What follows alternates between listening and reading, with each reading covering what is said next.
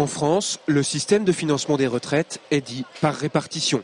Le principe est assez simple, les salariés actuels ne financent pas leur propre retraite, mais celle des retraités d'aujourd'hui. Bref, la solidarité entre les générations.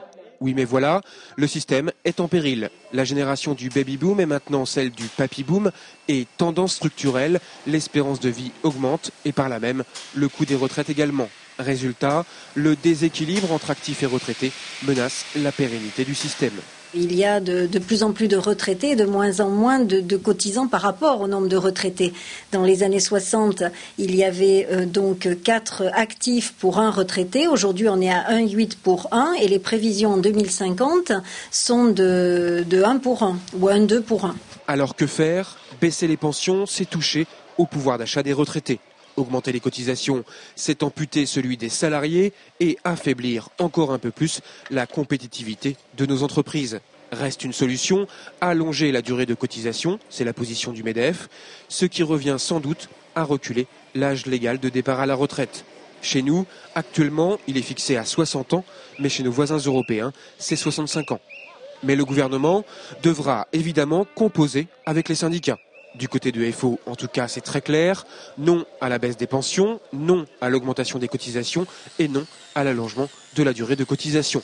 Pour FO, il faut notamment mettre fin à la politique de modération salariale, c'est-à-dire augmenter les salaires. Il y a la piste aussi de soumettre à cotisation ce qui ne l'est pas aujourd'hui ou qui l'est peu et qui est sorti en fait donc de la masse salariale, comme la participation, l'intéressement.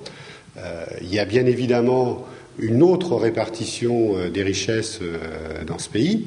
Notre confédération milite pour une réforme fiscale qui prenne beaucoup plus en compte la totalité des revenus et qui remette en cause le paquet fiscal. C'est pas proprement parler la réforme des retraites, mais à un moment donné, c'est un tout. Reste une grande question qualifiée de problème fondamental par François Fillon, le faible taux d'emploi des seniors. Augmenter la durée de cotisation sans résoudre ce problème reviendrait ni plus ni moins qu'à sauver le système des retraites tout en plombant celui de l'assurance chômage. Il y a des choses, peut-être des initiatives à prendre sur le passage entre les jeunes et les seniors en entreprise. Il y a certainement des choses à inventer, des formules à inventer.